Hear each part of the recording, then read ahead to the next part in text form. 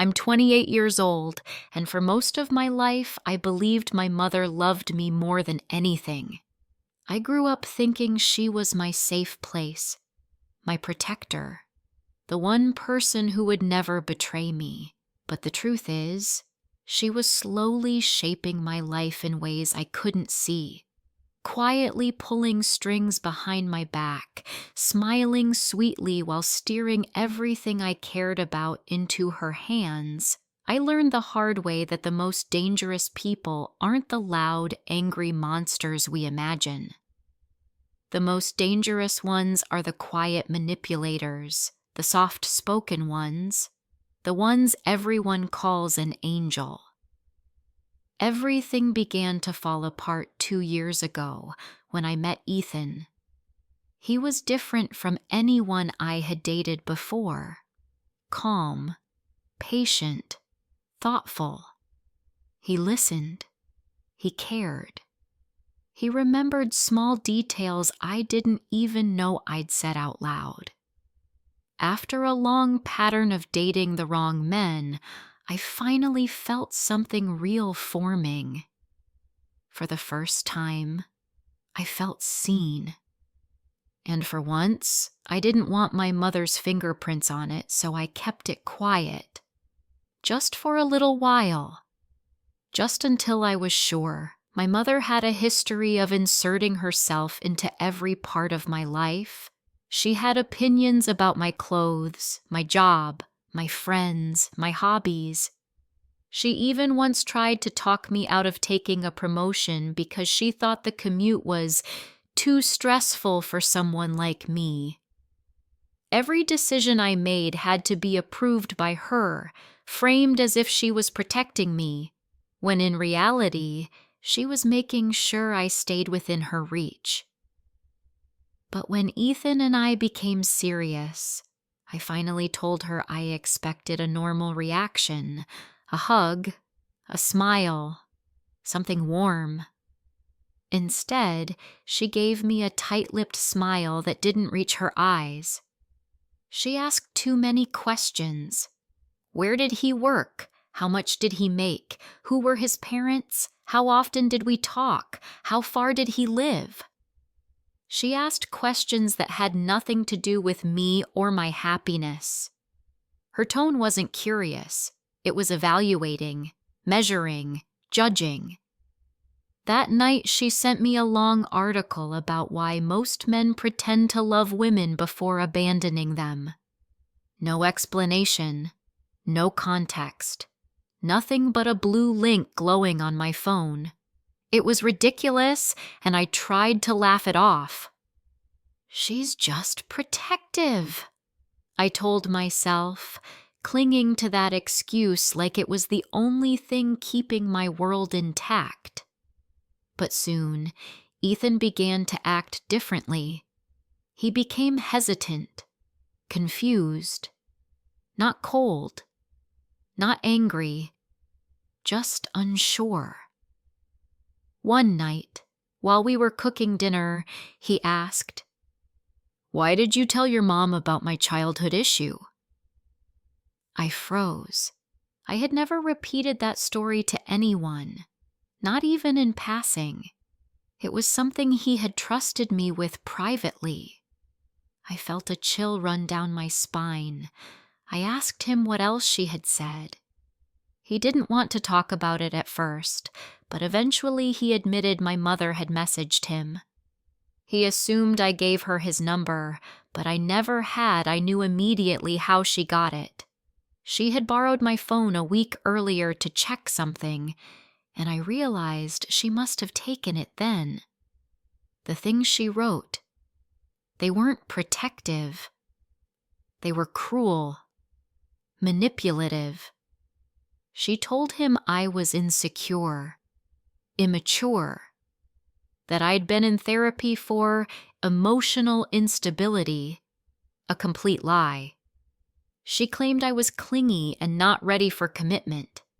She even pretended to be me in some messages, telling him things I never said, like that I was overwhelmed by the relationship or that I didn't see a long-term future with him, She fabricated entire conversations, entire feelings, entire fears. When I confronted her, she didn't deny it. She didn't apologize.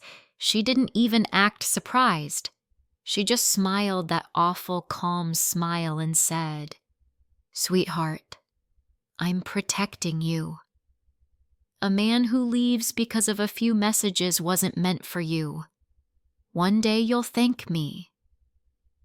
And worse, she looked pleased with herself, like she had won. There was no argument, no shouting match. I just walked away, shaken, confused, hoping Ethan would believe me, but the damage was already done. 3 months later, he broke up with me, not because he didn't love me, because he thought we wanted different things, thought I was scared of commitment, thought I wasn't ready for a future together. His reasons were word for word the lies my mother had fed him. I cried for weeks. My mother held me while I cried, wiping my tears with such fake tenderness it makes my stomach churn to remember it. She brought me soup. She stroked my hair. She whispered that some men just can't handle strong women.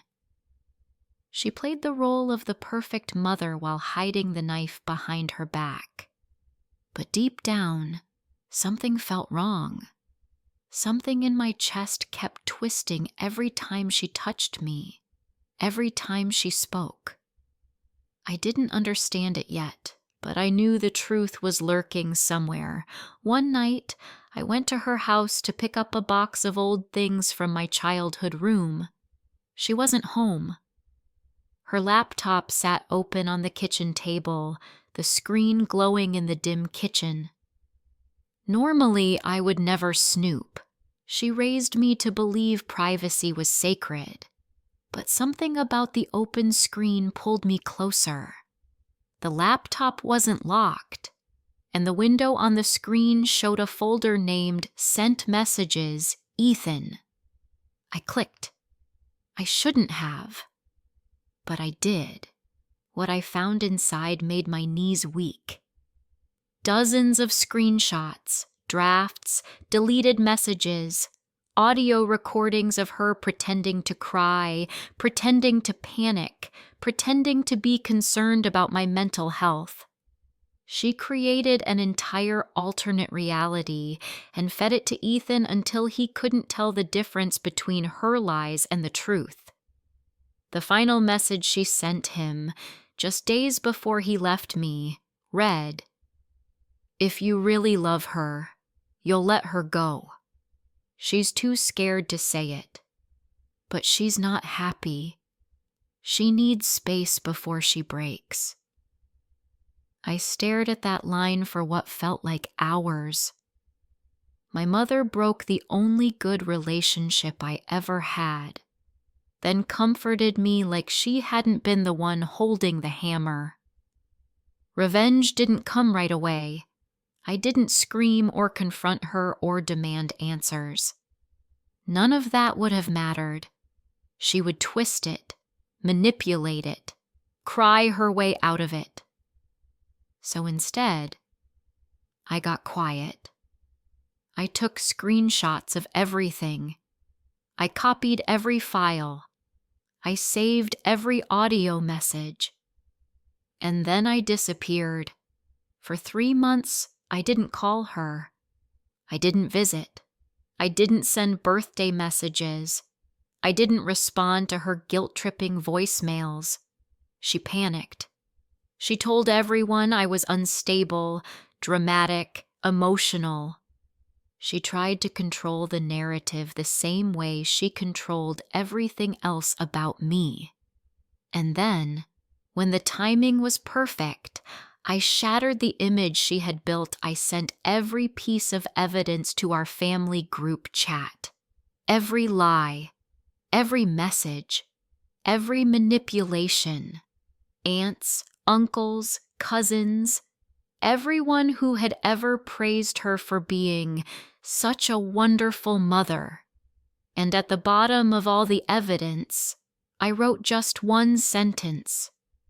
This is who she really is. The silence that followed was loud. Then came the messages. Shock, anger, disbelief. People she admired stopped speaking to her. Friends blocked her. Her reputation, her carefully polished persona, imploded overnight. She called me dozens of times. She begged. She cried. She apologized and blamed stress, hormones, concern, anything she could cling to. But I didn't answer. I couldn't. Some betrayals are too deep to repair. I didn't give her the dramatic ending she wanted. No confrontation.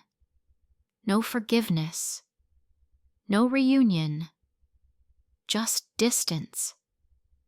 And in that distance, I found peace for the first time in my life. My silence.